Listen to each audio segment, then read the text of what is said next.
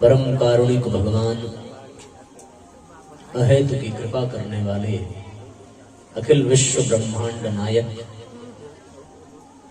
परम पिता परमेश्वर के वांगमयी मूर्ति के प्रत्यक्ष सानिध्य में यहाँ विद्यमान आज के इस प्रसंग विशेष पर आवाहित, पूजित, स्थापित समस्त देव शक्तियों को नमन वंदन करते हुए आज के इस कार्यक्रम में विद्यमान शक्ति स्वरूपा माताओं, बहनों, देवतुल्य भाइयों, आत्मीय बंधुओं,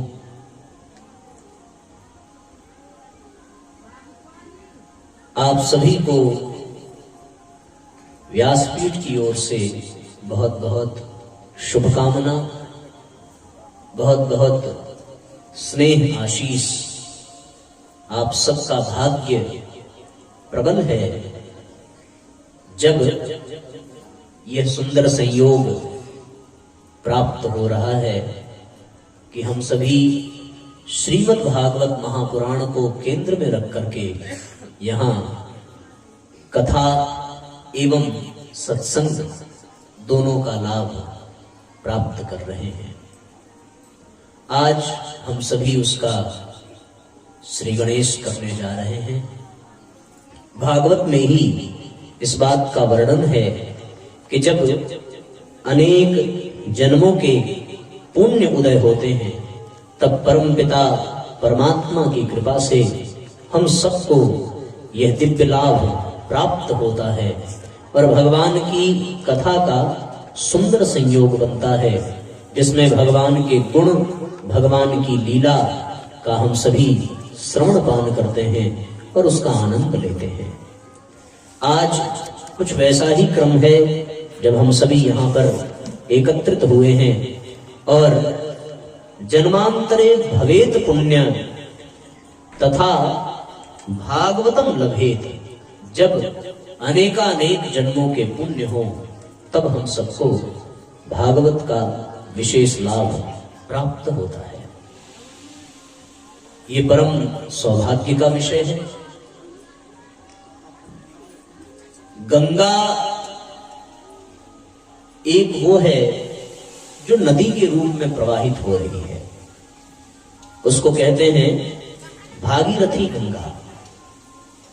जो महाराज भगीरथ ने बड़ा कठोर तप किया और अपने पूर्वजों के उद्धार के लिए उस तप के माध्यम से उन्होंने स्वर्ग में विद्यमान मां गंगा को धरती पर अवतरित होने के लिए विशेष प्रार्थना की। अन्य देवी देवताओं ने उनका सहयोग किया और एक गंगा बह चली जो गंगोत्री से निकल करके गंगा महासागर तक जाती है और वहां पहुंच करके उनके पूर्वजों का मां गंगा ने उद्धार किया। गंगोत्री से गंगा निकली हिमालय की गोद से और बहते बहते बहते बहते पूरे भारत देश को अपने आंचल की छत्र छाया में लेते हुए सुख, सौभाग्य, समृद्धि ये तीनों प्रदान करती हुई वो गंगा बहते बहते गंगा सागर में समाहित हो जाती है। उसको भागीरथी गंगा कहते हैं क्योंकि भगीरथ के तप के कारण वो धरती पर अवतरित होती है और अंत में स्वर्ग से निकल करके चलने वाली वो गंगा जो ब्रह्मा जी के कमंडल में आती है, भगवान विष्णु के चरण से निकली, ब्रह्मा जी के कमंडल से होते हुए भगवान शिव की जटाओं में स्थिर होकर के और फिर धीरे धीरे धीरे धीरे समूचे पृथ्वी मंडल को अपने प्रभाव से लाभान्वित करती हुई पाताल लोक की ओर प्रस्थान करती है। विष्णु पादाब्ज गंगे त्रिपथगामिनी, तीनों पथ पर अर्थात तीनों लोगों को प्रभावित करती है, वो है भगीरथी गंगा। और एक गंगा ये भी है जो जल की नहीं, जो ज्ञान की गंगा है। जल वाली गंगा को भागीरथी गंगा कहते हैं, पर जो ज्ञान की गंगा है, जिसमें ज्ञान का प्रवाह प्रवाहित होता है, ज्ञान की धारा प्रवाहित होती है, ये गंगा भी निकली कहीं से। और कहां से निकली? कहते हैं साहब ये भी हिमालय से ही निकली हुई है। हिमालय की कंदराओं में ऋषियों मुनियों तपस्वियों ने कठोरों वर्षों तक भगीरथ के जैसा तप किया, और उस तप के प्रभाव से उन्होंने अपने आप को केंद्र में रख करके अपने जीवन को अनुसंधान की शाला बनाया, और उसमें अनेकानेक शोध किए, और उस शोध का जब उन्होंने प्रयोग किया, उससे लाभ मिला, तो फिर वही हिमालय की कंदराओं से ज्ञान की गंगा ऋषियों के तप के कारण प्रवाहित होती है, और वो समूचे विश्व ब्रह्मांड को प्रकाशित करती हुई अनेकों को लाभ पहुंचाती है। तो जल वाली गंगा को भागीरथी गंगा कहते हैं, और ज्ञान की गंगा जो आज आपके इस गांव में आई है, आपके क्षेत्र में आई है, आप सबको इसका लाभ मिल रहा है, ये भागवती गंगा कहलाती है, भागवत की ज्ञान गंगा। भगीरथ के कारण वो भगीरथी गंगा, और ये भागवत के क्षेत्र में हम सब बैठे हैं, भागवत के आश्रय में बैठे हुए हैं, तो ये भागवती गंगा है। बड़ी विशेष बात यह है कि वो गंगा भी तारती है और ये गंगा भी तारती है। उस गंगा से भी पूर्वजों का उद्धार हुआ, और इस गंगा से भी पूर्वजों का उद्धार होता है। पूर्वजों के उद्धार के लिए और अपने आत्म कल्याण के लिए ये गंगा प्रवाहित होती है, और इस गंगा से लोग लाभ लेते हैं। भगीरथ ने जो गंगा का प्रवाह किया, उससे केवल भगीरथ के ही पूर्वजों का उद्धार हुआ ऐसी बात नहीं है, केवल भगीरथ का ही कल्याण हुआ ऐसी बात नहीं है। जो भी उसकी शरण में आया, जिन्होंने भी उसका स्नान किया, पान किया, स्पर्श किया, ध्यान किया, वो तरते चले गए, उनका कल्याण होता चला गया। उसी प्रकार ये जो भागवत है, ये महाराज परीक्षित ने सुना, शुकदेव ने कहा, तो केवल उनका ही उद्धार नहीं हुआ, जो इसकी शरण में आया उन सबका उद्धार हुआ, और उनके पूर्वजों का भी कल्याण हुआ। तो एक भागीरथी गंगा है जो प्रत्यक्ष दिखती है, और एक भागवती गंगा है जो भगवान के ही गुण, लीला और उनके नाम का आश्रय प्रदान करती है, और इससे भी कल्याण होता है। उस गंगा को हम देखें तो वो विष्णु भगवान के चरण से निकली हुई है, इसलिए वो विष्णुपदी कहलाती है। विष्णु के पादाब्ज, भगवान के चरण से निकली हुई गंगा वो विष्णुपदी कहलाती है। और ये जो भागवत है, इसमें भगवान ने अपने मुख से ज्ञान प्रदान किया है। भागवत का स्वरूप ऐसा ही है कि उन्होंने सर्वप्रथम ब्रह्मा जी को चतुश्लोकीय भागवत प्रदान किया, और संकल्प मात्र से फिर उसी भागवत को ब्रह्मा जी ने नारद जी को प्रदान किया, और फिर नारद जी ने उसी भागवत को वेद व्यास जी को प्रदान किया। वेद व्यास से वो भागवत भगवान शुकदेव को मिली, और शुकदेव से फिर वो परीक्षित को मिली, और परीक्षित के साथ वहां पर सूत शौनकादि ऋषियों ने भी सुना। तो फिर इसी क्रम से चलते चलते वो गंगा हम सब तक बहती हुई चली आ रही है। पर ये शुरुआत कहां से हुई? भगवान के श्रीमुख से ही शुरुआत हुई। तो जो गंगा धरती पर बह रही है जल के रूप में, वो विष्णुपदी है, और जो गंगा यहां भागवत के रूप में बह रही है, ये विष्णुमुखी है। ये भगवान के मुख से निकली है, वो भगवान के चरण से निकली है, और ये भगवान के मुख से निकली है। दोनों में कितनी विशेष समानता है। सबके केंद्र में भगवान ही है।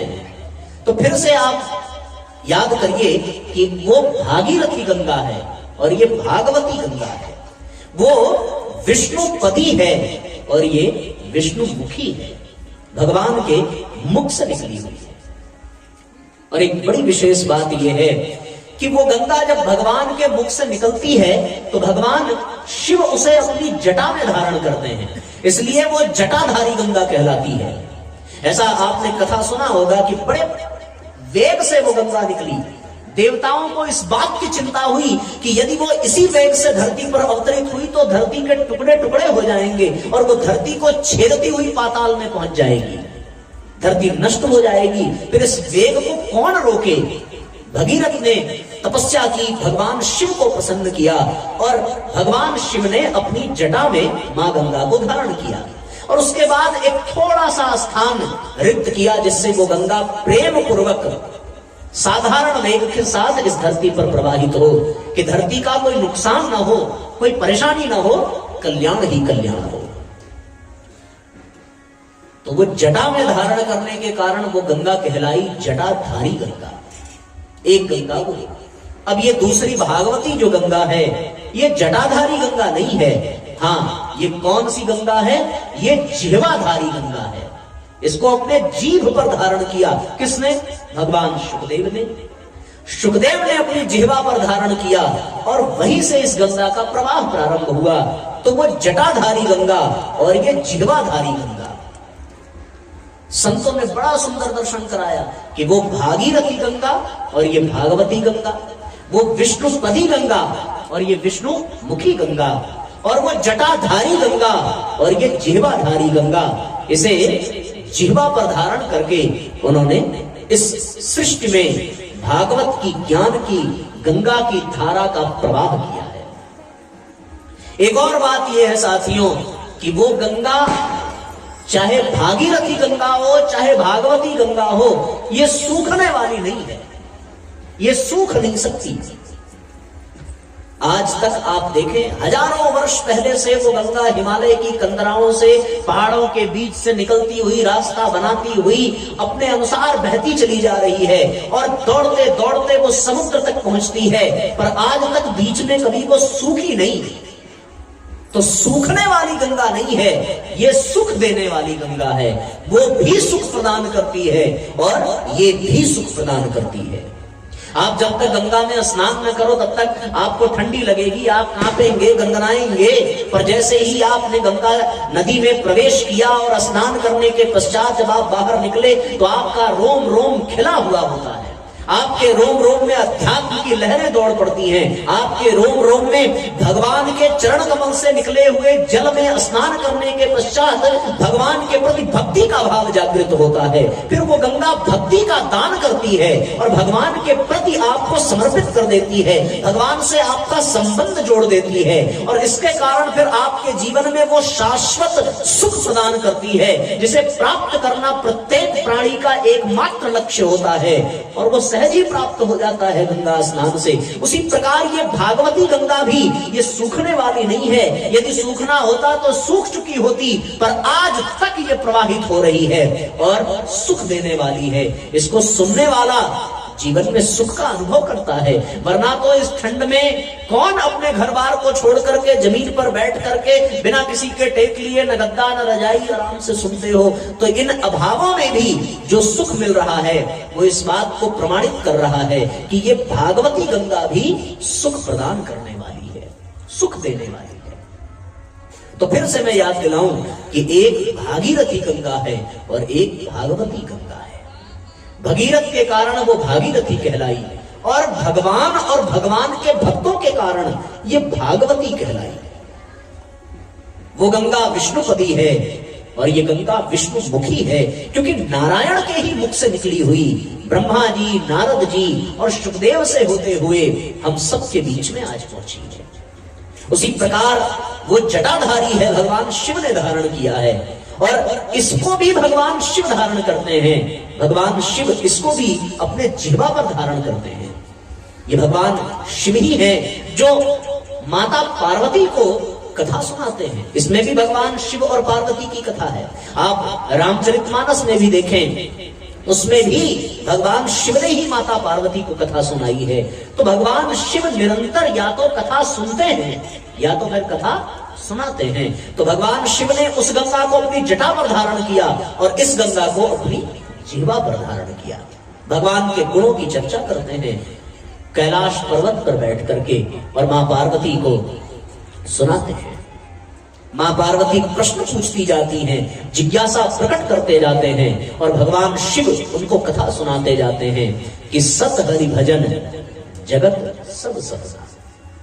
उमा कहूं मैं अनुभव अपना, सत हरि भजन जगत सब सपना। केवल एक ही सत्य है, और वो क्या है? वो भगवान का भजन, भगवान की कथा है, जो भगवान शिव गुरु बनकर के भी प्रदान करते हैं। तुम त्रिभुवन गुरु वेद बखाना, आन जीव पामर का जाना। तीनों लोगों के गुरु बनकर के भगवान शिव जो है वो कथा सुनाते हैं।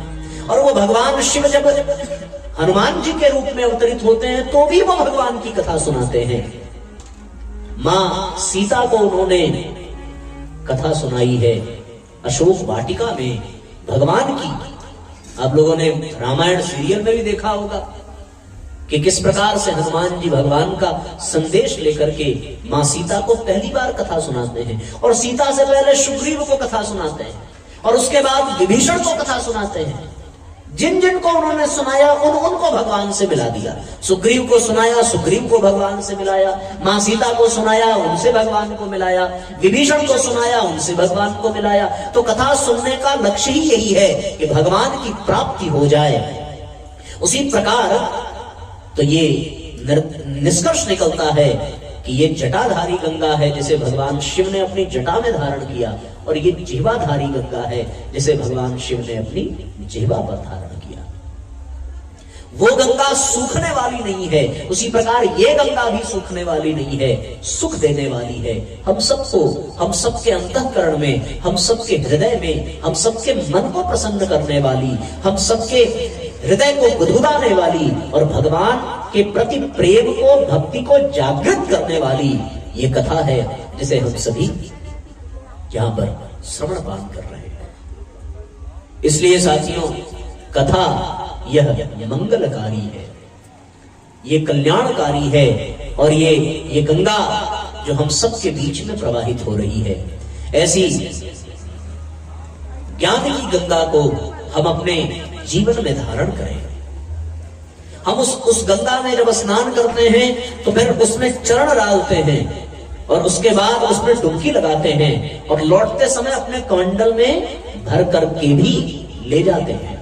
उसी प्रकार ये गंगा भी है। हम इस गंगा में प्रवेश करें, इस गंगा में गोते लगाएं, डुबकी लगाएं, और जो श्रेष्ठ हो, श्रेष्ठ तो सब कुछ है, पर जो हमारे अनुकूल हो, हम जिसके योग्य अपने आप को अनुभव करें, उसे अपने मस्तक रूपी कमंडल में धारण करके यहां से ले जाएं। ऐसा क्रम है। आप गंगा स्नान आप लोगों ने किया है ना? तो जब आप नदी में प्रवेश करते होंगे, जैसे ही आपका चरण प्रवेश करता है उसी क्षण आप भगवान विष्णु के समान हो जाते हैं, क्योंकि विष्णु के चरणों से ही निकली हुई गंगा, और आप भी प्रवेश करते हैं तो विष्णु रूप हो गए। आपने उसमें डुबकी लगाई तो आपका मस्तक उसमें डूब जाता है, और डूबते ही आप भगवान शिव बन जाते हैं, क्योंकि आपकी तरह ही भगवान शिव, फिर अथवा ये कह लीजिए भगवान शिव की तरह ही हम भी अपने मस्तक पर मां गंगा को धारण करते हैं। और जब चले तो फिर अपने कमंडल में लिया, और कमंडल में लेते ही वो भगवान ब्रह्मा की तरह बना देती है हमको। तो गंगा में जाना विष्णु बन जाना, डुबकी लगाना शिव बन जाना, और वापस आते समय कमंडल में भर कर लाना ब्रह्मा बन जाना। उसी प्रकार आप यहाँ आए, यहाँ आकर के जैसे ही आपने प्रवेश किया आप विष्णु रूप हो गए, और यहां बैठे और अब उसमें गोते लगा रहे हो, आपके मस्तक के ऊपर बारिश हो रही है ज्ञान की गंगा की, तो आप शिव रूप हो गए। और जब आप यहां से उठेंगे, आरती और प्रसाद लेकर के यहां से प्रस्थान करेंगे, तो आपके कमंडल में, अच्छा कमंडल को अगर पलट करके देखो तो वो आपके मस्तक जैसा ही होता है, मस्तिष्क जैसा ही, घड़े जैसा है कि नहीं है, कमंडल जैसा। कमंडल को आपने सीधा कर दिया, उसी कमंडल को पलट करके रखो तो उसका ऊपर वाला हिस्सा आपके मस्तक के जैसा, और उसके जो मुंह है और उसकी गर्दन आपके गर्दन जैसी। तो बस एक ही बात यह है कि अगर कमंडल उल्टा रखा होगा तो कुछ भी नहीं भरेगा, और अगर वो सीधा रखा होगा तो पूरा भर जाएगा। तो अपने कमंडल को थोड़ा सा खोल लो, और यहाँ से जो ज्ञान की गंगा बह रही है उसे अपने कमंडल में धारण कर लो। वहां कमंडल में धारण करने के लिए कमंडल को डुबाना करना पड़ता है। यहाँ कमंडल में धारण करने के लिए कान के माध्यम से, कर्ण इंद्रिय से वो ज्ञान की गंगा प्रवेश करती है और आपके हृदय तक पहुंचती है। ऐसा स्वरूप है। तो फिर जब आप यहाँ से सुन करके प्रस्थान करेंगे और अपने घर को जाएंगे तो आपके कान से जाने वाली ये ज्ञान की गंगा जब हृदय में भर जाएगी तो आपका कमंडल भी भर जाएगा और आप जो है बिल्कुल ब्रह्मा जी की तरह ब्रह्मत्व को प्राप्त करने लगेंगे। ऐसा स्वरूप है इस कथा का। इसलिए साथियों, हम सभी इस ज्ञान की गंगा में अगले 7 दिनों तक हम गोता लगाएंगे। अगले 7 दिनों तक इस ज्ञान की गंगा में हम चर्चा करेंगे, डुबकी लगाएंगे और भावपूर्वक इस ज्ञान की गंगा का आनंद लेंगे। तो आइए हम सभी कथा धारा में प्रवेश करें। उसके पूर्व कुछ देर नाम संकीर्तन करें और भावपूर्वक हम सभी भगवान का स्मरण करते हुए, भगवान के नाम का संकीर्तन करते हुए आनंद लेते रहें। बोलिए बांके बिहारी लाल की, बोलिए सांवले सरकार की। एक साथ तालियां बजाते हुए, एक साथ गुनगुनाते हुए सभी परमपिता परमेश्वर को स्मरण करते हुए भावपूर्वक दोहराएंगे। ओ गोविंद गोविंद गाइए रे, भजो राधे गोपाल कृष्ण गाइए रे। एक साथ तालियां बजाइए। राधे गोपाल कृष्ण गाइए, गोविंद गोविंद गाइए रे, भजो राधे गोपाल कृष्ण गाइए रे। गोविंद गोविंद गाइए रे, भजो राधे गोपाल कृष्ण गाइए रे। गोविंद गोविंद गाइए, दोहराइए, आवाज आनी चाहिए, ठीक है? मीठी मीठी आवाज, तालियां बजाते हुए भावपूर्वक हमारे साथ दोहराइए। एक बार हम गाएंगे और एक बार आप। गोविंद गोविंद गाइए रे, गोविंद गोविंद गाइए रे, भजो राधे गोपाल कृष्ण गाइए रे, भजो राधे गोपाल कृष्ण गाइए रे। गोविंद गोविंद गाइए रे, गोविंद गोविंद गाइए रे, भजो राधे गोपाल कृष्ण गाइए रे। गोविंद, भैया जरा माइक चलाओ इसका, हमारे हरिप्रसाद जी का माइक चलाइए ना, हमें आवाज ही नहीं आ रही है।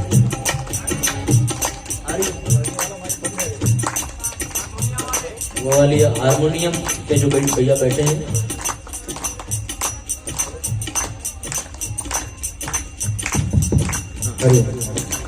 अभी आए, बजाते रहो, तालियां एक साथ बजाओ। ठंडी में जब गर्मी लगने लगे तब तक भजन गाते रहे, है ना? तो इससे कोई बीमार नहीं पड़ेगा। एक साथ दोनों हाथ से तालियां खूब तेजी से बजाते हुए भगवान के नाम का संकीर्तन करें।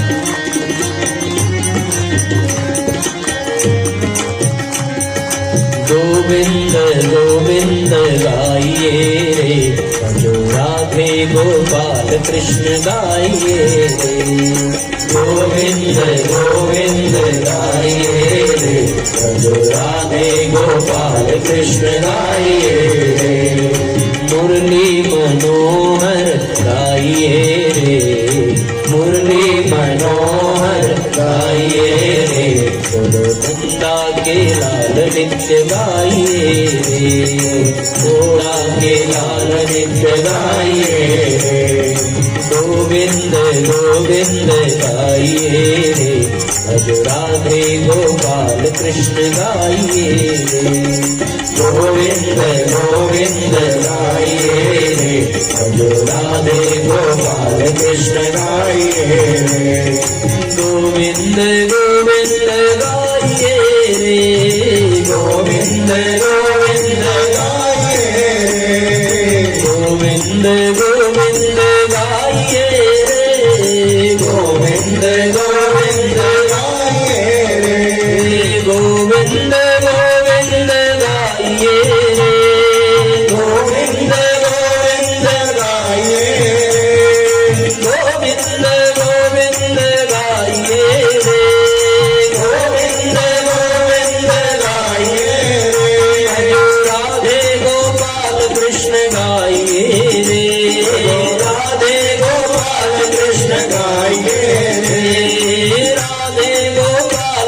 कृष्ण गाइए रे, राधे गोपाल कृष्ण गाइए रे, गोविंद गोविंद गाइए रे, राधे गोपाल कृष्ण गाइए रे।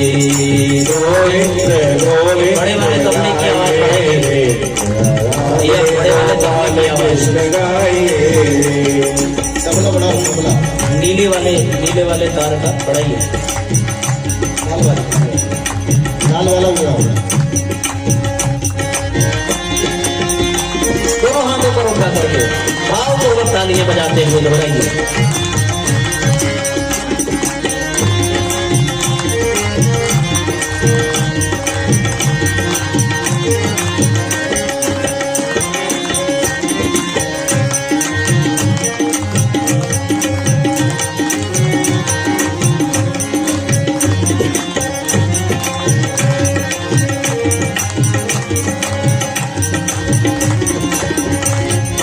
गिरधारी गिरधारी गाइए रे, गिरधारी गिरधारी गाइए रे, गिरधारी गिरधारी गाइए रे, गिरधारी गिरधारी गाइए रे, गिरधारी गिरधारी गाइए रे, गिरधारी गिरधारी गाइए रे, गिरधारी गिरधारी गाइए रे, गिरधारी गिरधारी गाइए रे, भाई मीरा के नाथ प्रभु गाइए रे, भाई मीरा के नाथ प्रभु गाइए रे, भाई मीरा के नाथ प्रभु गाइए रे, मीरा के नाथ प्रभु गाइए रे, मुरली मनोहर गाइए रे, मुरली मनोहर गाइए रे, भजो नंदा के लाल नित्य गाइए रे, भजो नंदा के लाल नित्य गाइए रे, मुरली मनोहर गाइए रे, मुरली मनोहर गाइए रे, भजो नंदा के लाल नित्य गाइए रे, भजो नंदा के लाल नित्य गाइए रे, गोविंद गोविंद गाइए रे, गोविंद गोविंद गाइए रे, भजो मीरा के नाथ प्रभु गाइए रे, भजो मीरा के नाथ प्रभु गाइए रे, मुरली मनोहर गाइए रे, मुरली मनोहर गाइए रे, मुरली मनोहर गाइए रे, मुरली मनोहर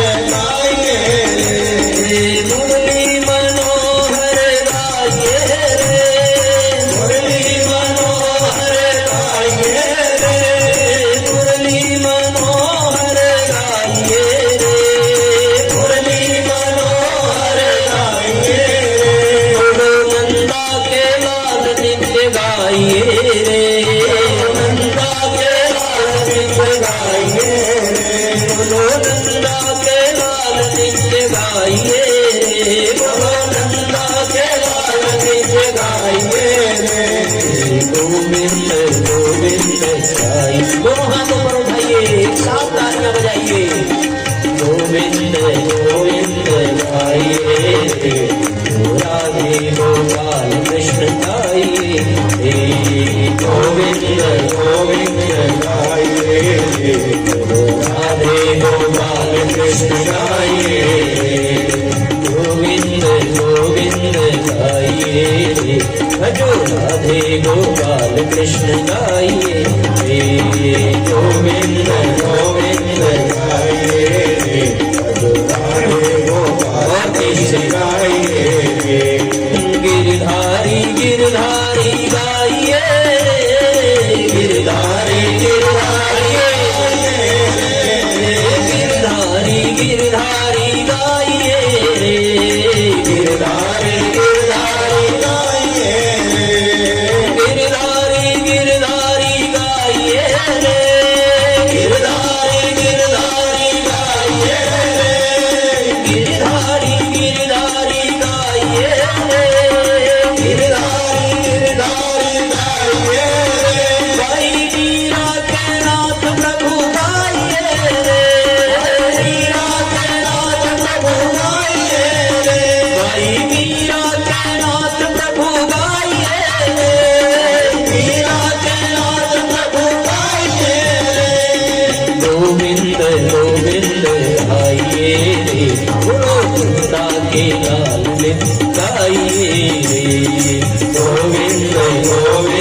गाइए रे, नंदा के लाल नित्य गाइए रे, गोविंद गोविंद गाइए रे, भजो राधे गोपाल कृष्ण गाइए रे, गोविंद गोविंद गाइए रे, भजो राधे गोपाल कृष्ण गाइए रे, गोविंद गोविंद गाइए रे, भजो राधे गोपाल कृष्ण गाइए रे, गोविंद गोविंद गाइए रे, भजो राधे गोपाल कृष्ण गाइए रे, मुरली मनोहर गाइए रे, बोलो नंदन के लाल नित्य गाइए रे, मुरली मनोहर गाइए रे, बोलो नंदन के लाल नित्य गाइए रे, गोविंद गोविंद गाइए रे, भजो राधे गोपाल कृष्ण गाइए रे, गोविंद गोविंद गाइए रे, कृष्ण गाइए रे, मुरली मनोहर गाइए रे, भजो राधे गोपाल कृष्ण गाइए रे, मुरली मनोहर गाइए रे, भजो राधे गोपाल कृष्ण गाइए रे, गोविंद गोविंद गाइए रे, भजो राधे गोपाल कृष्ण गाइए रे, गोविंद गोविंद गाइए रे, भजो राधे गोपाल कृष्ण गाइए रे, गोविंद गोविंद गाइए रे, भजो राधे गोपाल कृष्ण गाइए रे, गोविंद गोविंद मस्ती में होने लगाइए कृष्ण गाइए रे, मुरली मनोहर गाइए रे, भजो राधे गोपाल कृष्ण गाइए रे, मुरली मनोहर गाइए रे, भजो राधे गोपाल कृष्ण गाइए रे, गिरधारी गिरधारी गाइए रे, भजो राधे गोपाल कृष्ण गाइए रे, गिरधारी गिरधारी गाइए रे, भजो राधे गोपाल कृष्ण गाइए रे, गोविंद गोविंद गाइए रे, भजो राधे गोपाल कृष्ण गाइए रे, गोविंद गाइए रे, भजो राधे गोपाल कृष्ण गाइए रे, भजो राधे गोपाल कृष्ण गाइए रे, गोपाल कृष्ण गाइए रे, भजो राधे गोपाल कृष्ण गाइए रे, राधे गोपाल कृष्ण गाइए रे, नंदा के लाल नित्य गाइए रे, नंदा के लाल नित्य गाइए रे, राधे गोपाल कृष्ण गाइए रे, राधे गोपाल कृष्ण गाइए रे, राधे गोपाल कृष्ण गाइए रे, राधे गोपाल कृष्ण गाइए रे, राधे गोपाल कृष्ण गाइए रे, राधे गोपाल कृष्ण गाइए रे, राधे गोपाल कृष्ण गाइए रे, राधे गोपाल कृष्ण गाइए रे,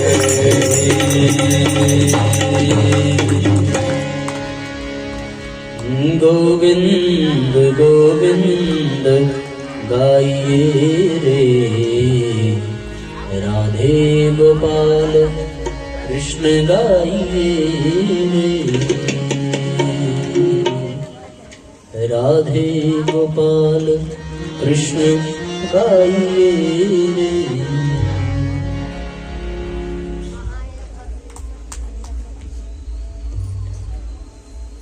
बोलिए सच्चिदानंद भगवान की जय। थोड़ी देर आवाज निकालो भाई। हाँ, दोपहर में खाना। हाँ, आवाज कम निकलती है। अच्छा देखो, अभी देखो कितनी तेज आवाज निकलेगी। ठीक है, चलो देखो, नाक मत कटने देना आप लोग। दोनों हाथ ऊपर उठाइए। हाँ, और अपने सीने में खूब सांस भर लीजिए। जितनी ताकत हो उतनी तेज आवाज निकलनी चाहिए। वो उन्होंने कहा आवाज नहीं निकलती है, आप लोगों को आवाज निकाल के दिखाना है। ठीक, नाक नहीं कटनी चाहिए। तैयार हो? तैयार है। पक्का? केवल आप ही की और कौन कौन तैयार है भाई? हाँ जल्दी बोलो, तैयार हो? चलो बोलिए सच्चिदानंद भगवान की। मजाक आप बोल देते आवाज निकलती नहीं है। अच्छा, अब की बार मैं ये कहता हूं कि अब की बार आप और तेज निकालोगे तो आपको डबल प्रसाद मिलेगा। चलो एक बार और, फिर से दोनों हाथ ऊपर करो। ठीक है ना? तो जिसकी आवाज सबसे ज्यादा तेज निकलेगी उसको प्रसाद की व्यवस्था है ना, डबल मिलेगा। ठीक, पक्की बात? चलो जोर से हाथ ऊपर करो। बोलिए बाबा विश्वनाथ की।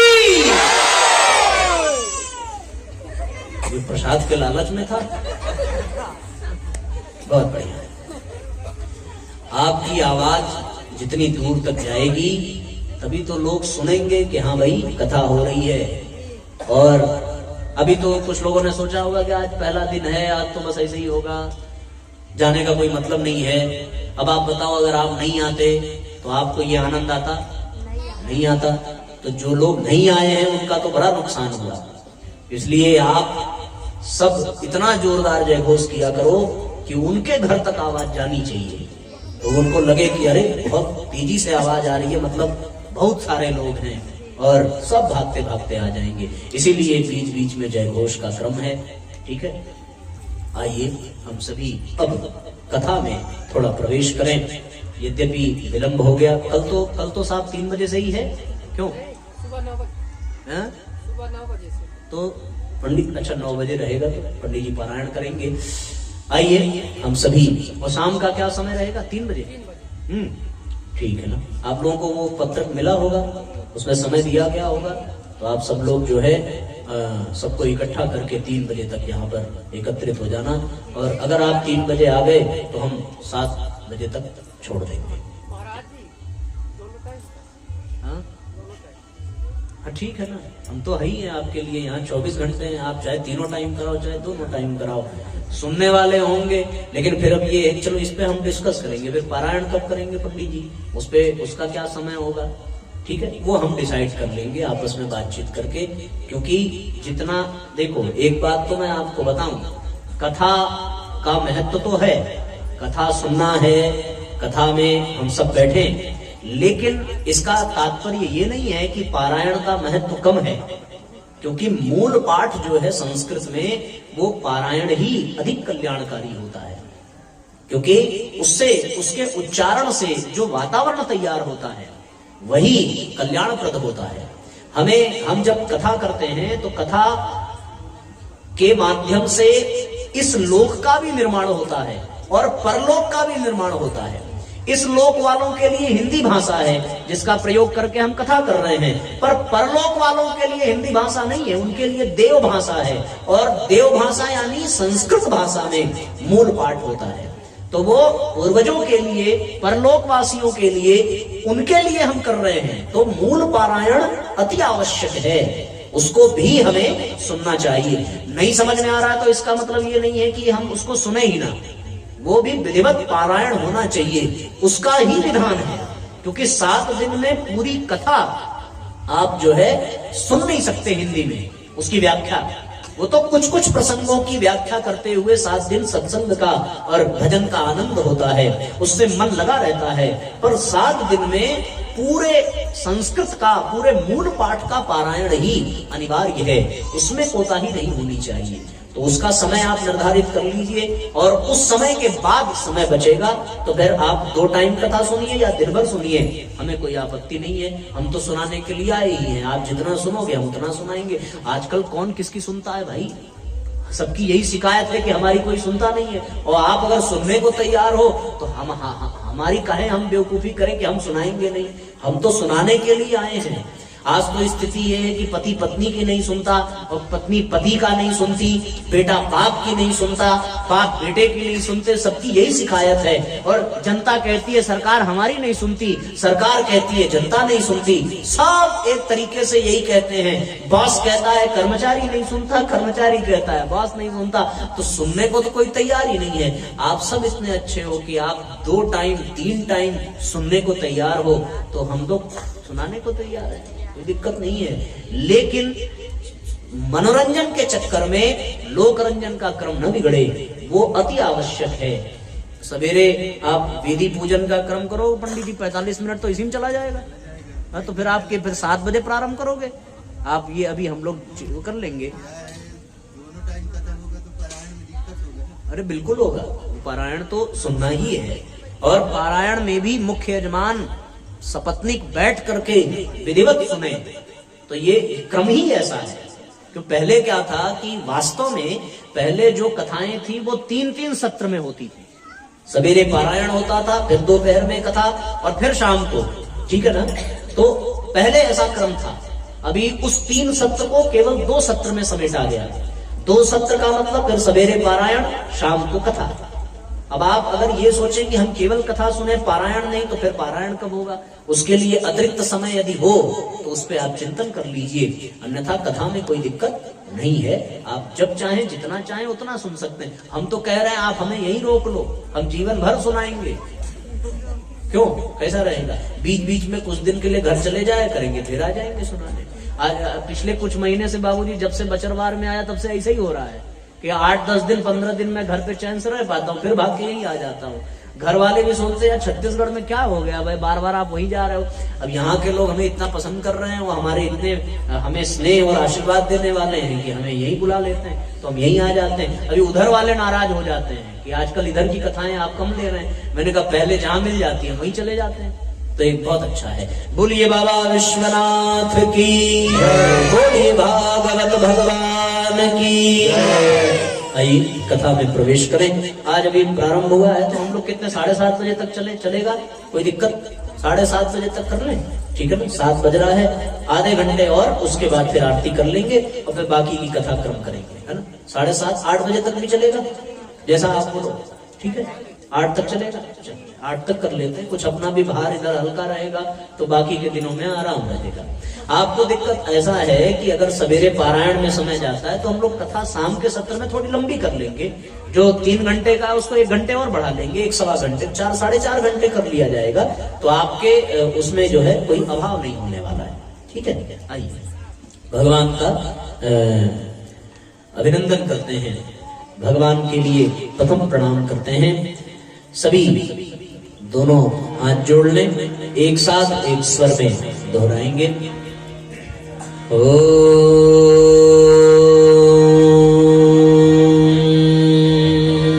हम यहां से बोले, आप उच्चारण करिएगा। प्रथम श्लोक भागवत का, जिसकी व्याख्या अभी हम सभी करेंगे। सच्चिदानंद रूपाय, सच्चिदानंद आवाज निकालिए, रूपाय विश्वोत्पत्त्यादि हेतवे, विश्वोत्पत्त्यादि हेतवे, तापत्रय विनाशाय, तापत्रय विनाशाय, श्रीकृष्णाय वयं नमः, श्रीकृष्णाय वयं नमः, श्रीकृष्णाय वयं नमः, श्रीकृष्णाय वयं नमः। ॐ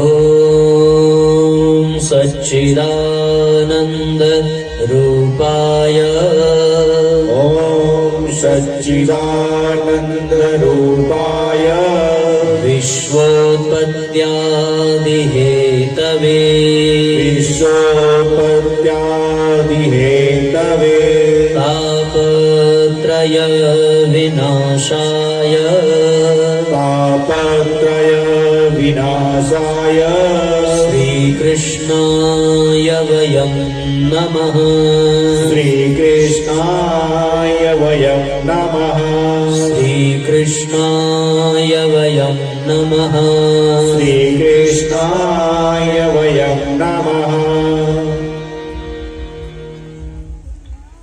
ये श्रीमद् भागवत महापुराण के भागवत महात्म्य का पहला श्लोक है। पद्म पुराण में और स्कंद पुराण में, इन 2 पुराणों में भागवत के महात्म्य की चर्चा की गई है। तो उसमें फिर ये पद्म पुराण अंतर्गत ये पहला श्लोक जो भगवान की व्याख्या करता है, भगवान को परिभाषित करने की सामर्थ्य रखता है। यदि आपसे कोई प्रश्न पूछे कि भाई आपका भगवान कौन है, कैसा है, कहाँ है, तो हर व्यक्ति अपने अपने अनुभव, अपने अपने ज्ञान के आधार पर व्याख्या करता है। जिसका जितना अनुभव होता है, जिसने जितना भगवान को जाना, वो उतना ही बता पाता है। इसलिए उसके द्वारा बताया गया, उसके द्वारा वर्णन किया गया जो भाव है वो अस्पष्ट होता है, वो अपूर्ण होता है, अधूरा होता है, उसमें अभी बहुत गुंजाइश होती है। क्योंकि जैसे जैसे उसका ज्ञान बढ़ता है वैसे वैसे उसकी परिभाषा बदलती जाती है। जिस प्रकार से कई दो चार अंधे, आपने कथा सुनी होगी कि दो चार अंधे गांव में थे और उस गांव में एक हाथी आया।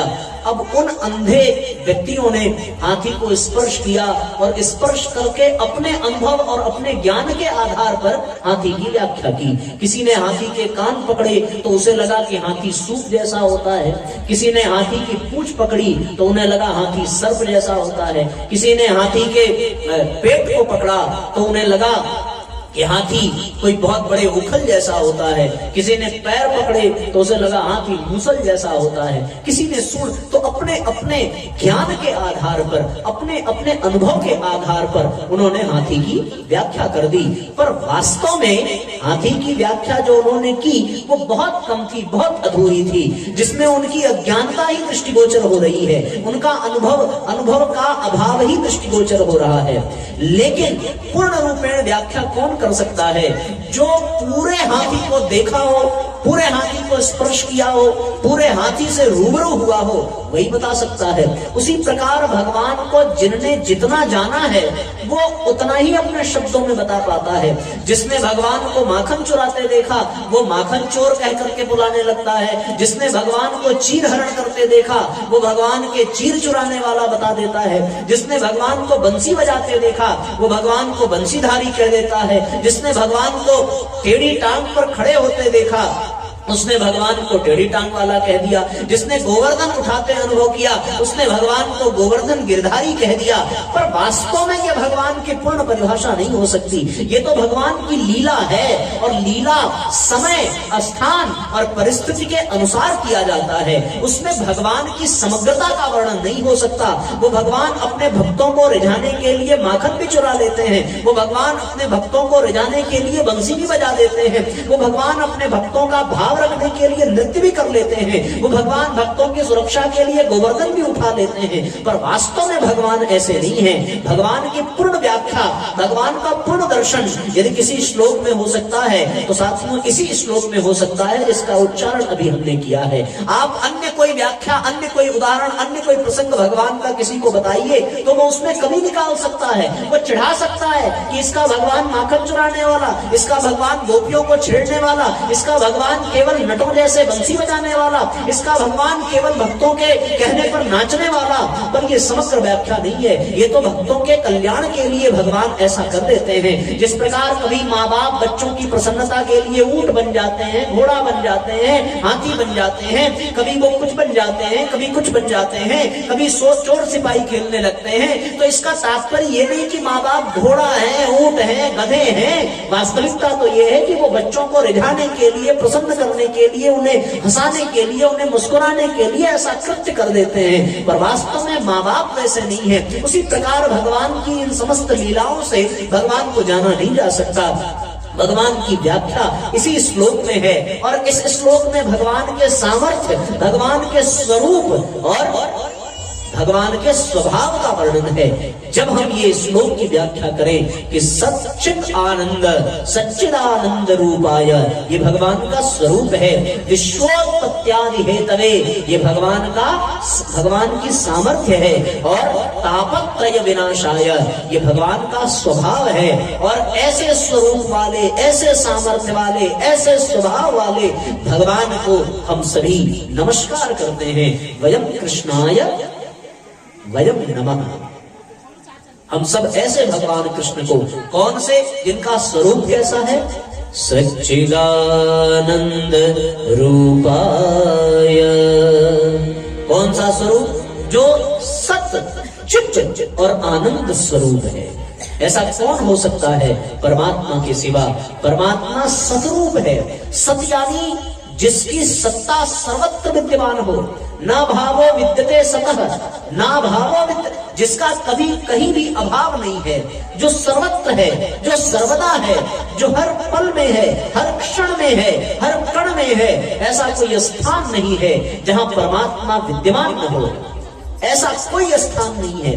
किसी और का भगवान होगा जो ये कहते होंगे कि भाई वो तो केवल स्वर्ग लोक में रहता है। किसी और का भगवान होगा जो ये कहता होगा कि वो बहुत बड़े महलों में रहता है। किसी और का भगवान होगा जो नौकर चाकरों के बीच में रहता है। किसी और का भगवान होगा जो राजसी स्वर्गीय सुख में निमग्न रहता है। पर हम सबका जो परमात्मा है, हम सबका जो भगवान है, वो कहाँ है? जहां तुम हो वहीं वो है, जहां तुम नहीं हो वहां भी है। फिर चतुश्लोकी भागवत में ये कहा गया कि जब इस संसार में कुछ भी नहीं था तो भी वो परमात्मा था।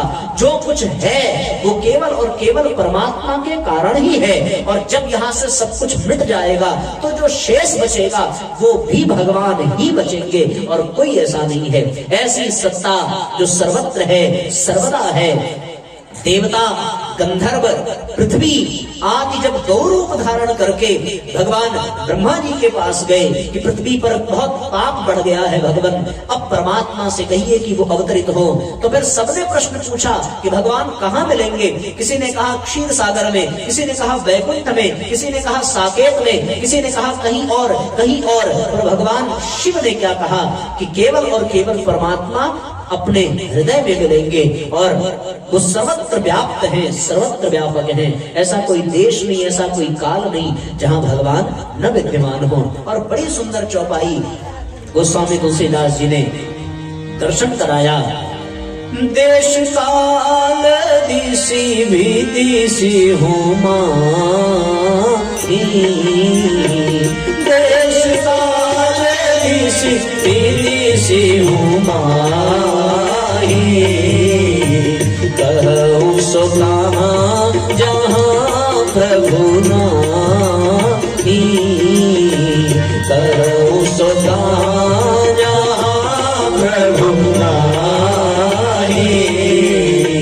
हरि व्यापक सर्वत्र समाना, हरि व्यापक सर्वत्र समाना। प्रेम ते प्रकट होई मैं जाना, प्रेम ते प्रकट होई मैं जाना, प्रेम ते प्रकट होई मैं जाना, प्रेम ते प्रकट होई मैं जाना। देश काल दिशि विदिशि हूँ माही। ऐसा कोई देश नहीं, ऐसा कोई काल नहीं, ऐसा कोई स्थान नहीं जहाँ भगवान विद्यमान न हो। हर व्यापक सर्वत्र समाना, सर्वत्र परमात्मा विद्यमान है। पर वो प्रकट कैसे होता है? वो प्रेम से ही प्रकट होता है। जैसे दूध को दही बना दिया जाए और फिर उसको मथते मथते उसमें से माखन प्रकट होता है, उसी प्रकार परमात्मा प्रेम से प्रकट होता है। वो सर्वत्र है, सर्वदा है। सत, सत यानी जिसकी सत्ता सदैव बनी रहे। वैसा ऐसा भगवान नहीं है कि 5 साल के लिए कुर्सी मिल गई तो केवल 5 साल के लिए, 10 साल के लिए मिल गई, उसकी कोई अवधि नहीं है। सृष्टि के प्रारंभ से पहले और सृष्टि के अंत के बाद परमात्मा ही परमात्मा विद्यमान है। जिसका कोई आदि नहीं है वो अनादि है, और जिसका कोई अंत नहीं है वो अनंत है। ऐसे अनादि, ऐसे अनंत और ऐसे अखंड परमात्मा को ही हम प्रणाम करते हैं। वही भगवान श्री कृष्ण हैं जिनका न आदि है न अंत है, और वो अनादि हैं, वो अनंत हैं। उनकी सत्ता सदैव है, उनकी सत्ता सदैव विद्यमान है। उसको कहते हैं सतरूप। और फिर चित्त यानी जो चेतना के रूप में समस्त प्राणियों में विद्यमान है। चेतना के रूप में यानी शक्ति के रूप में, ऊर्जा के रूप में, सृष्टि दो तरह की है, एक जड़ सृष्टि है, एक चेतन सृष्टि है। जड़ में भी और चेतन में भी वो परमात्मा विद्यमान है, चेतना के रूप में हमारे भीतर बैठा है। भगवान गीता में कहते हैं, ईश्वर सर्वभूतानाम हृदय से अर्जुन तिष्ठति, अर्थात हे अर्जुन, मैं सबके हृदय में विराजमान हूं। और जब वो परमात्मा हृदय से निकल जाता है, अंतःकरण से बाहर हो जाता है, तो फिर ये शरीर मृत प्राय हो जाता है। इस शरीर का फिर कोई अस्तित्व नहीं रह जाता, इस शरीर का कोई महत्व नहीं रह जाता। जब तक इस शरीर में वो चेतना विद्यमान है, तभी तक इस शरीर का महत्व है, इसकी कीमत है, अन्यथा तो फिर इसकी कोई कीमत नहीं है। इसलिए साथियों, परमात्मा चित रूप है, चेतना के रूप में है, हर कण में है, हर चैतन्य में है, हर जड़ में है। आप देखें, वृक्ष यदि बढ़ रहा है तो केवल और केवल इस नाते क्योंकि उसमें परमात्मा की चेतना विद्यमान है। मनुष्य यदि श्वास ले रहा है तो केवल इस नाते कि उसमें परमात्मा की चेतना विद्यमान है। इस सृष्टि के प्रत्येक कण में जो हलचल चल रही है, वो केवल और केवल परमात्मा की चेतना, उसकी शक्ति के कारण ही, उनकी सामर्थ्य के कारण ही चल रही है, अन्यथा तो कभी संभव ही नहीं है। इसलिए साथियों, परमात्मा चित रूप है और एक है आनंद स्वरूप। सत, चित और आनंद, आनंद स्वरूप है, जिसमें कभी दुख व्याप्त नहीं है, जिसमें कभी कोई कष्ट व्याप्त नहीं है। वो आपको देखने में भले लगे कि वास्तव में भगवान राम वन वन भटक रहे हैं, वो देखने में भले लगे कि भगवान राम अपनी पत्नी सीता की खोज में हे सीते कहकर पुकारते हैं, जंगल में भटकते हैं, हे खगमृग हे मधुकर श्रेणी, तुम देखी सीता मृग नैनी, ये प्रश्न अवश्य पूछते हो। पर भगवान श्री राम को, माता सीता को खोजते हुए भी स्थिति में भगवान शिव ने जब उनको वन में देखा तो जय सच्चिदानंद जग पावन ये कहकर के उनको प्रणाम किया है। मनोज नसावन, मनोज यानी कामदेव का नाश करने वाले भगवान शिव ने भगवान श्री राम को सच्चिदानंद कहकर के प्रणाम किया। अर्थात उस दुख व्याप्त जो लीलामृत को देखने के पश्चात, भगवान तो लीला ही कर रहे हैं पत्नी के वियोग का, और उस समय में भी वो सच्चिदानंद है, अर्थात आनंद उनसे अलग नहीं है। आनंद का मतलब ही है परमात्मा, परमात्मा का मतलब ही है आनंद, आनंद ही आनंद है। आनंद का कोई विलोम नहीं होता, आनंद का कोई अभाव नहीं होता, आनंद का तात्पर्य पूर्ण आनंद होता है। भगवान से मिलने वाला साक्षात आनंद को ही प्राप्त करता है, और जिसके जीवन में जितना आनंद है उसका जीवन उतना ही अपने आप में परमात्मा के निकट है, और जिसके जीवन में जितना आनंद का अभाव है उसके जीवन में उतना ही परमात्मा का अभाव है। यदि आपको ये पता करना हो कि किस व्यक्ति के जीवन में कितना भगवान है, तो आप इस बात से अनुभव करना, जो जितना प्रसन्न रहता होगा, जो जितना आनंदित रहता होगा, उसके जीवन में उतना ही भगवान की स्थिति है, उतना ही भगवान का अंश है। और जिसके जीवन में जितना आनंद का अभाव है, जितनी प्रसन्नता का अभाव है, उसके जीवन में परमात्मा का भी उतना ही अभाव है। इसलिए परमात्मा आनंद स्वरूप है। परमात्मा के साथ साथ इस लीला में 3 देवियों का भी स्थान है। एक तो रुक्मिणी है, दूसरा कालिंदी है, और तीसरा स्वयं श्री राधा रानी है। 3 स्त्रियां हैं जो भगवान के लीला में उनकी लीला सहचरी बनकर के उनका सहयोग करती हैं। तो सब स्वरूप से रुक्मिणी, चित्त स्वरूप से कालिंदी यानी यमुना जी, और आनंद स्वरूप से श्री राधा रानी, ये तीनों स्वरूप में, 3 स्वरूप में लीला सहचरी के रूप में ये 3 देवियां भगवान के लीला में उनका सहयोग करती हैं। यही ज्ञान, कर्म और भक्ति है। सत यानी ज्ञान, सत यानी ज्ञान। ज्ञान का तात्पर्य क्या? कि प्रत्येक कण में परमात्मा को अनुभव करना, यही ज्ञान है। तो सत यानी जब उसकी सत्ता सर्वत्र है, इसका तात्पर्य वो हमें हमेशा देख रहा है, तो फिर इस बात का अनुभव हो जाना ही ज्ञान है। हम हर कार्य में, हर स्थान पर, हर क्षण में उस परमात्मा का दिग्दर्शन कर लें, यही ज्ञान है। तो फिर इस ज्ञान का दर्शन माता रुक्मिणी कराती है, भगवान उनसे ज्ञान की चर्चा करते हैं। और फिर चित्त स्वरूप, चित्त यानी ज्ञान के बाद कर्म, यमुना कर्म की देवी हैं, है ना। वो आपने सुना होगा, राम भक्ति जहां सुरसर धारा, तो गंगा भक्ति का प्रभाव है, भक्ति का परिणाम है, और यमुना कर्म की सूर्य तनया है, सूर्य कर्म योगी है, सूर्य की पुत्री यमुना ये कर्म का ही परिचायक है। तो फिर कालिंदी कर्म का परिचायक है, और फिर श्री राधा रानी जो है वो ज्ञान कर्म के पश्चात भक्ति का स्वरूप है। इसलिए भगवान का ये जो स्वरूप है सत चित आनंद, यानी परमात्मा सत रूप है, चित रूप है, आनंद रूप है।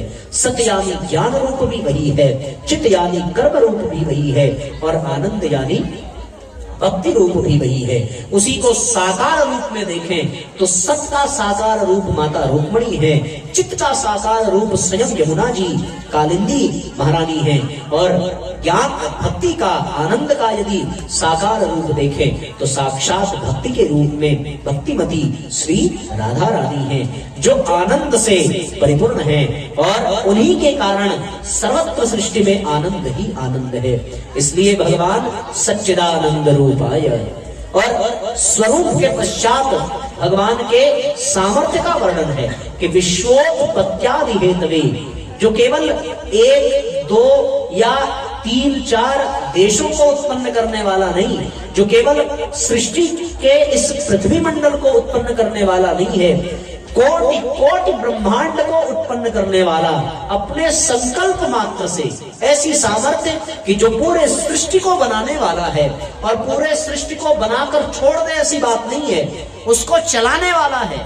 देखो भैया, घर बनाना एक बात होती है, और जब घर बन जाए तो उस घर को चलाना ये दूसरी बात होती है। बनाना आसान है, पर घर बनने के बाद उस घर को चलाना ये बड़ा कठिन काम है। तो केवल बना करके छोड़ दिया तो ये आधा काम हो गया, पर बनाने के पश्चात वो घर चलते भी रहना चाहिए, उसमें परिवार रहे और जीवित रहे, और फिर वहां पर आने वाले मेहमानों की भी आवभगत हो। इस तरीके से आतिथ्य सत्कार के साथ, प्रेम सौहार्द के साथ परिवार चलता रहे, ये और कठिन काम होता है।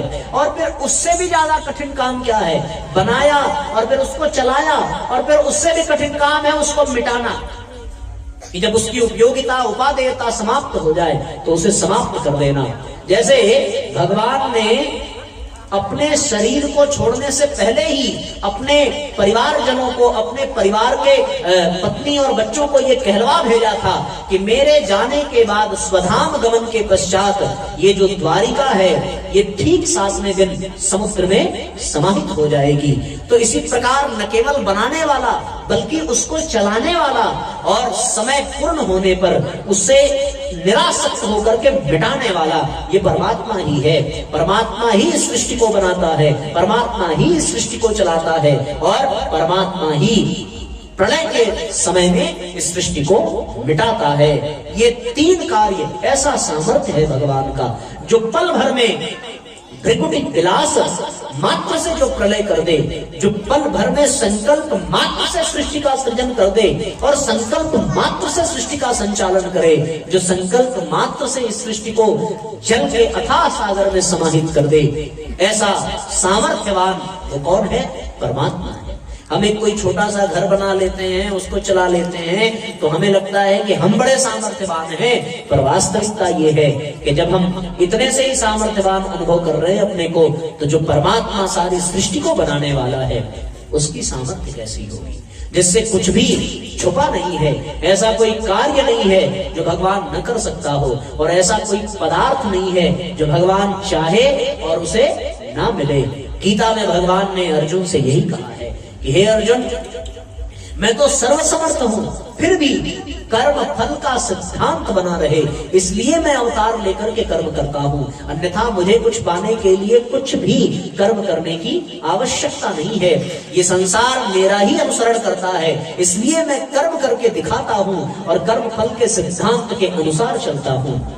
श्रेष्ठ पुरुष जिस पथ पे गमन करे, चलते हैं सभी पद चिन्हों पे उनके, श्रेष्ठ पुरुष जिस पथ पे गमन करे, चलते हैं सभी पद चिन्हों पे उनके, उनका दिया प्रमाण बनता है लोक धर्म, चलते हैं सभी बस उन्हें देख सुन के, चलते हैं सभी बस उन्हें देख सुन के, सब कुछ है प्राप्य न प्राप्य कुछ पार्थ मुझे, फिर भी चलता हूँ मैं कर्म पथ चुन के, ऐसा न करो तो बड़ी हानि होगी पार, क्योंकि मुझे ही आदर्श माने प्राणी त्रिभुवन के, मुझे ही आदर्श माने प्राणी त्रिभुवन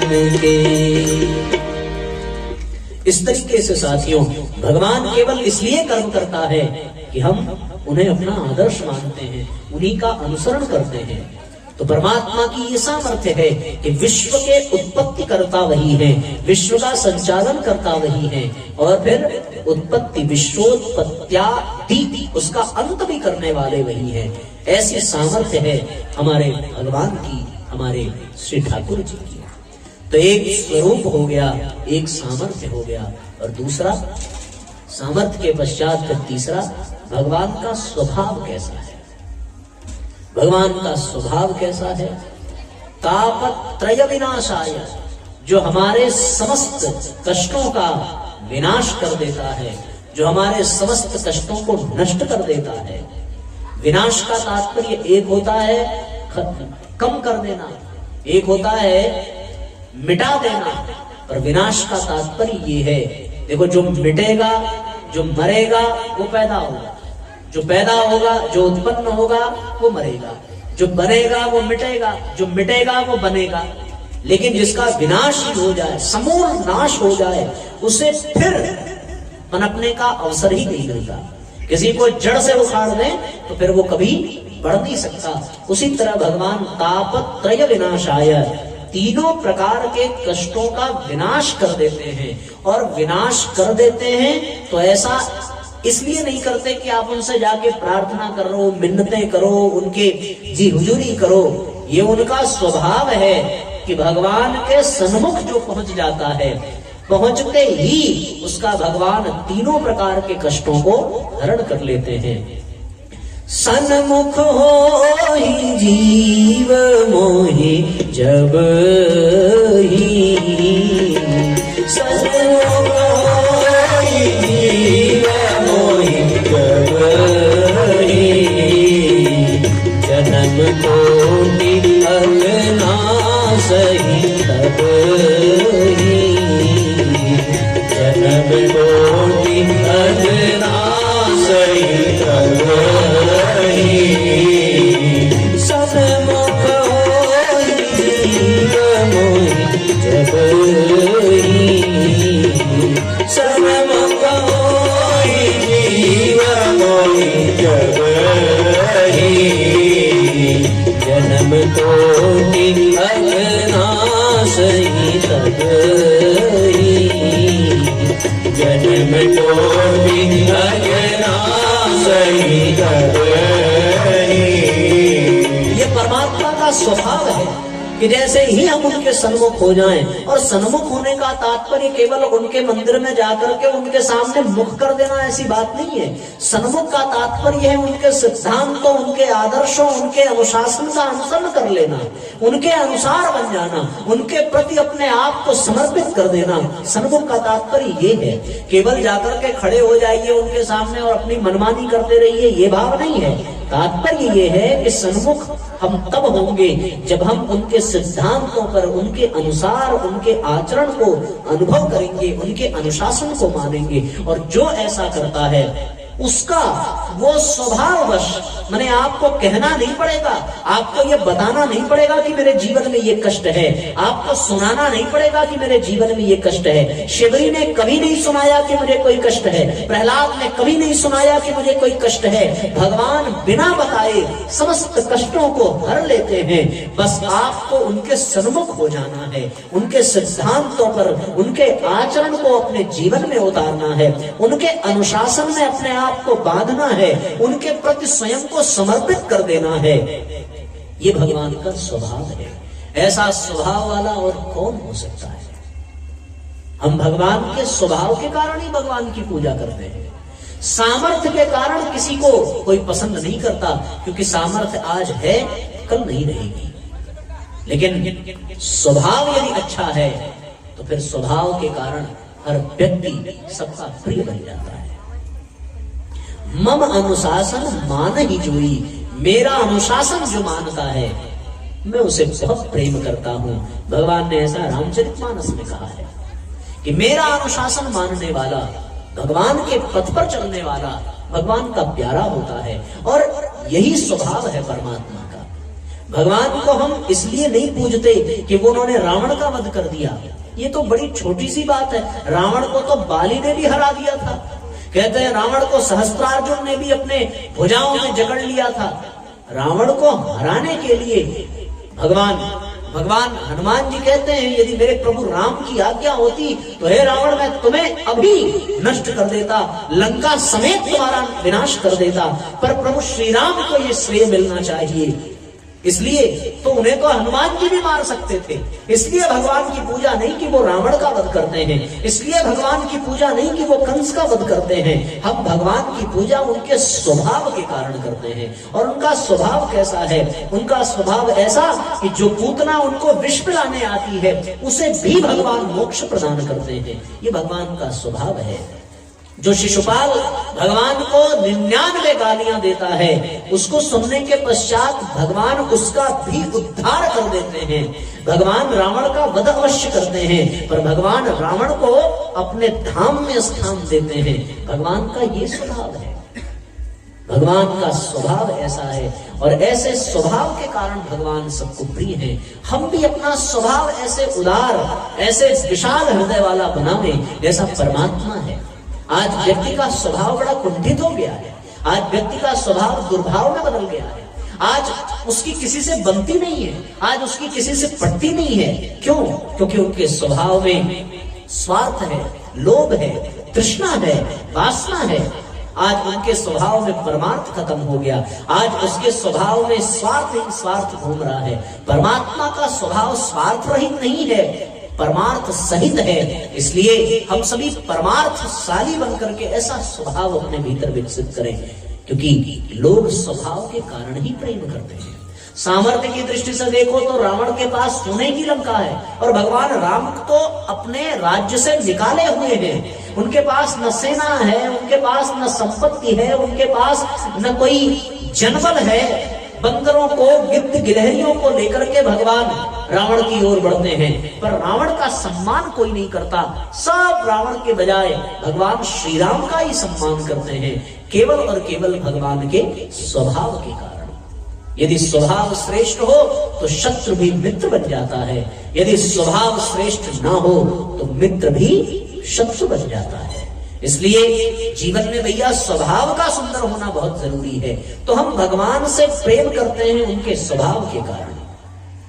भगवान जब 10 वर्ष के बालक हैं तो गोपियों को रिझाने के लिए, चढ़ाने के लिए, परेशान करने के लिए चीर भी हरते हैं। पर भगवान जब 16 वर्ष के हो जाते हैं तो फिर द्रौपदी की लाज बचाने के लिए चीर को कूटते भी हैं। ऐसा भगवान का स्वभाव है। इसलिए परमात्मा जैसा स्वभाव हम सबका होना चाहिए। और ये स्वभाव हमारा श्रेष्ठ तब बनेगा जब हम सबके हित में अपना हित समझेंगे, सबके कल्याण में अपना कल्याण समझेंगे, सबके उद्धार में अपना उद्धार समझेंगे, सबको लाभ मिले उसमें हमारा लाभ है, ऐसा समझेंगे।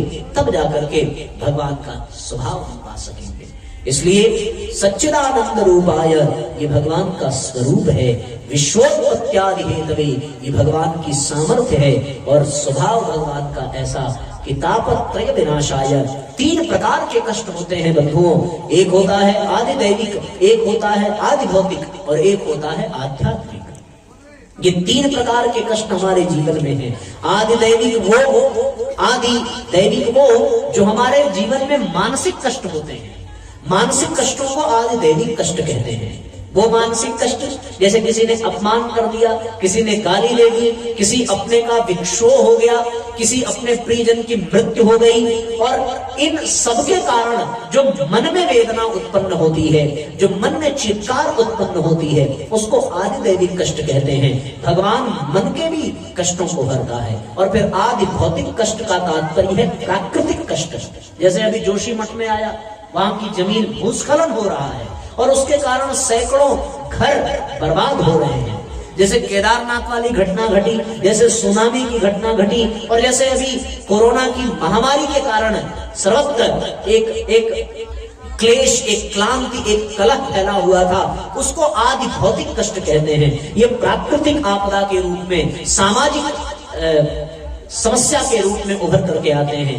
भगवान इन कष्टों से भी मनुष्य का उद्धार करते हैं। और फिर एक तीसरे प्रकार का कष्ट है, वो कष्ट है साथियों आध्यात्मिक कष्ट। इस आध्यात्मिक कष्ट को आदि दैहिक कष्ट कहते हैं। और ये आदि दैहिक कष्ट यानी शारीरिक कष्ट, जैसे किसी अंग का भंग हो जाना, कहीं चोट चपेट लग जाना, किसी अंग पर कोई कुठारा घात हो जाए, इस प्रकार के कष्ट जब हमारे कोई अंग कार्य न करे अथवा उसका महत्व समाप्त हो जाए, उस कष्ट को शारीरिक कष्ट कहते हैं। उन समस्त कष्टों को भगवान हर लेता है, और ये भगवान का स्वभाव है। आध्यात्मिक कष्ट यानी शारीरिक कष्ट। और शारीरिक कष्ट क्यों आते हैं? शारीरिक कष्ट शारीरिक पाप के कारण आते हैं। हम इस शरीर से जो पाप करेंगे उसके कारण शारीरिक कष्ट आएगा, हम फिर मन से जो पाप करेंगे उसके कारण मानसिक कष्ट आएगा, और फिर हम समूह में जो कोई पाप करेंगे, सामाजिक स्तर पर कोई पाप करेंगे, तो फिर उसका कष्ट प्राकृतिक कष्ट के रूप में आएगा।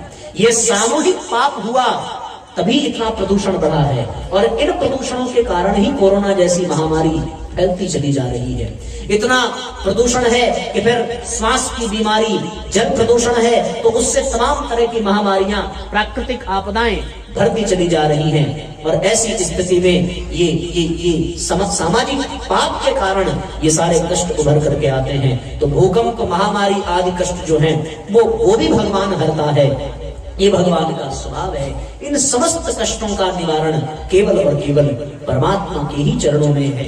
ऐसी स्थिति में साथियों हम सभी भगवान को प्रणाम करते हुए ऐसे वयम कृष्णाय वयम नमः, इसलिए हम ऐसे परमात्मा जो सर्व सामर्थ्यवान है, जो सर्वांतर्यामी है, जो सर्व सौंदर्य से परिपूर्ण है, ऐसे परम पिता परमेश्वर को जो सर्व कष्ट निवारण करने वाले हैं, ऐसे परम पिता को हम सभी अपने दोनों हाथों से उन्हें प्रणाम करते हैं, उनको नमस्कार करते हैं। और मैं प्रणाम करता हूँ ऐसी बात नहीं है, कृष्णाय वयम नमः, हम सभी मिलकर के प्रणाम करते हैं।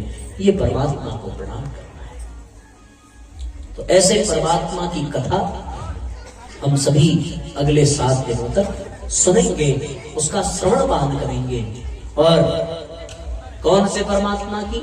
जिनके अद्भुत सामर्थ्य की हमने चर्चा की, जो समस्त विश्व ब्रह्मांड को खेल खेल में बना देता है और जब चाहे तब गेंद की तरह पटक करके समाप्त कर दे। ऐसा सामर्थ्य वाला वो परम पिता, ऐसा स्वभाव वाला जो अपने भक्तों के ही नहीं अपने शत्रुओं का भी उद्धार कर देता है, उनका भी कल्याण कर देता है। ऐसा स्वभाव वाला, ऐसा उदार, ऐसा विशाल हृदय वाला।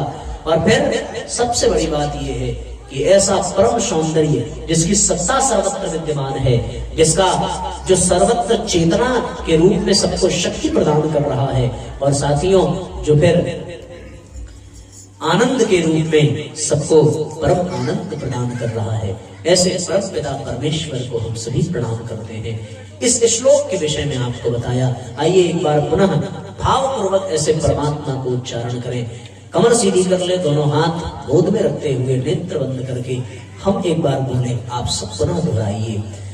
ओम सच्चिदानंद रूपाय सच्चिदानंद रूपाय विश्वोत्पत्त्यादि हेतवे विश्वोत्पत्त्यादि हेतवे तापत्रय विनाशाय तापत्रय विनाशाय श्रीकृष्णाय वयं नमः श्रीकृष्णाय वयं नमः श्रीकृष्णाय वयं नमः श्रीकृष्णाय वयं नमः। ऐसे परमपिता परमात्मा की शरण में हम सभी चलें और भगवान को प्रणाम करेंगे।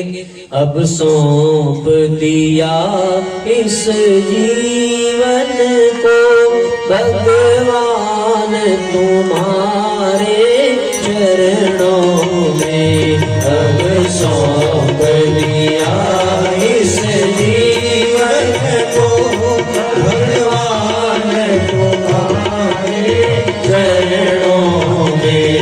अब सौंप दिया इस जीवन को भगवान तुम्हारे चरणों में। अब एक साथ तालियां बजाइए। इस जीवन को भगवान तुम्हारे चरणों में। अब सौंप दिया इस जीवन को भगवान तुम्हारे चरणों में। अब सौंप दिया इस जीवन को भगवान तुम्हारे चरणों में। अर्ज मेरी मंजूर रहे भगवान तुम्हारे चरणों में। अर्ज मेरी मंजूर रहे भगवान तुम्हारे चरणों में। मेरा निश्चय बस एक यही, मेरा निश्चय बस एक यही। एक बार तुम्हें पा जाऊं मैं, एक बार तुम्हें पा जाऊं मैं। एक बार तुम्हें पा जाऊं मैं, एक बार तुम्हें पा जाऊं मैं। उठान पतन अब मेरा है, उठान पतन अब मेरा है। भगवान तुम्हारे चरणों में। उठान पतन अब मेरा है। भगवान तुम्हारे चरणों में। अब सौंप दिया इस जीवन को भगवान तुम्हारे चरणों में। अब सौंप दिया इस जीवन को भगवान तुम्हारे चरणों में। जो जग में रहूं तो ऐसे रहूं, जो जग में रहूं। एक साथ रहेंगे, जैसे जल में कमल का फूल रहे, जैसे जल में कमल का फूल रहे। जैसे जल में कमल का फूल रहे, जैसे जल में कमल का फूल रहे। मेरे सब दोष समर्पित हैं, मेरे सब दोष समर्पित हैं।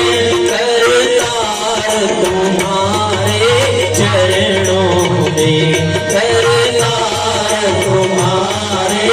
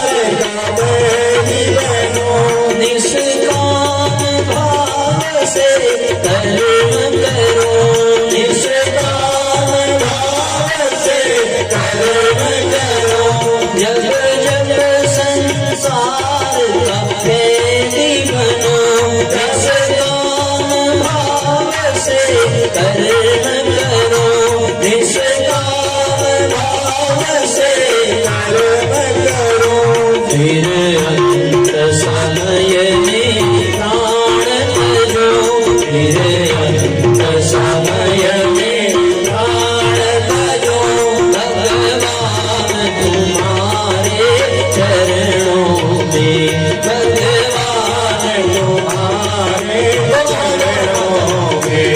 जब सौंप दिया इस जीवन का भगवान तुम्हारे चरणों में, जब सौंप दिया इस जीवन को भगवान तुम्हारे चरणों में। संसार आसार है सार नहीं, संसार आसार है सार नहीं। बाकी न रहे अब दुख सही, बाकी न रहे अब दुख सही, बाकी न रहे अब दुख सही, बाकी न रहे अब दुख सही। मैं हूँ संसार के बंधन में, मैं हूँ संसार के बंधन में, संसार तुम्हारे चरणों में।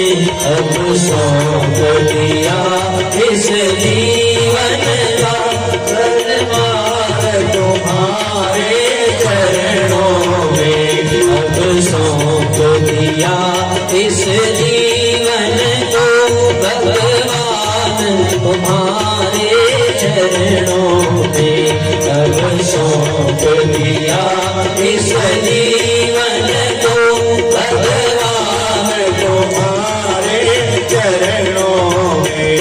आँखों में सदा ये ध्यान रहे, आँखों में सदा ये ध्यान रहे, और मन चरणों में लगा रहे, और मन चरणों में लगा रहे, और मन चरणों में लगा रहे, और मन चरणों में लगा रहे। यह अंत समय की अरज प्रभु, यह अंत समय की अरज प्रभु, भगवान तुम्हारे चरणों में।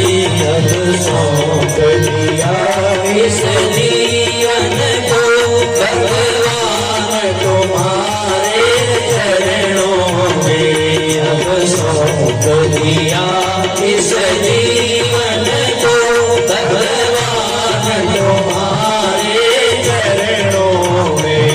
यह बार बार मैं कहता हूँ, यह बार बार मैं कहता हूँ, यह बार बार मैं कहता हूँ, यह बार बार मैं कहता हूँ।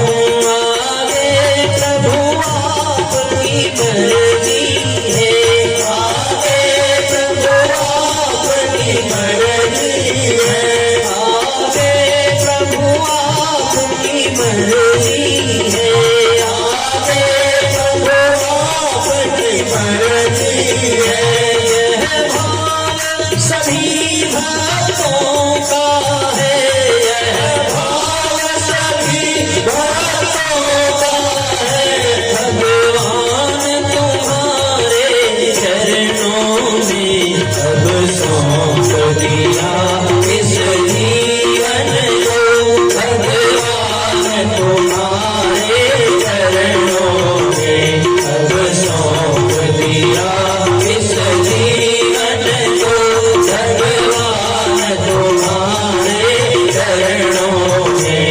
गरज मेरी मंजूर रहे भगवान तुम्हारे चरणों में, गरज मेरी मंजूर रहे भगवान तुम्हारे चरणों में। अब सौंप दिया इस जीवन को भगवान तुम्हारे चरणों में, अब सौंप दिया इस जीवन को भगवान तुम्हारे चरणों में। अब सौंप दिया इस जीवन को भगवान तुम्हारे चरणों में। अब सौंप दिया इस जीवन तुम्हारे चरणों में। सौंप दिया इस जीवन को भगवान तुम्हारे चरणों में। अब सौंप दिया इस जीवन को भगवान तुम्हारे चरणों में। भगवान तुम्हारे चरणों में।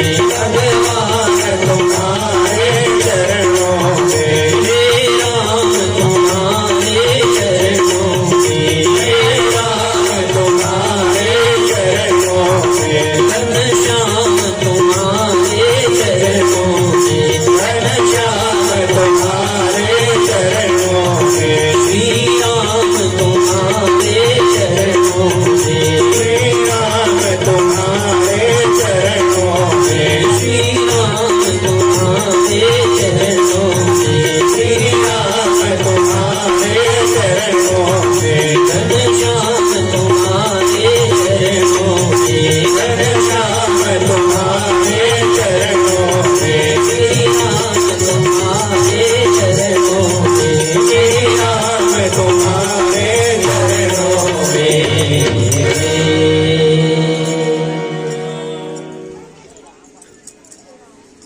अब सौंप दिया इस जीवन को